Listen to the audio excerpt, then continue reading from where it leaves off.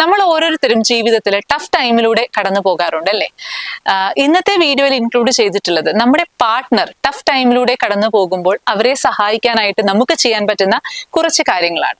ഒന്ന്, ഒരു active listener ആവാനായിട്ട് ശ്രമിക്കുക. നമ്മൾ അവർക്ക് പറയാനുള്ള കാര്യങ്ങൾ നമ്മൾ കേൾക്കുകയും വാലിഡേറ്റ് ചെയ്യുകയും ചെയ്യാനായിട്ട് ശ്രമിക്കുക.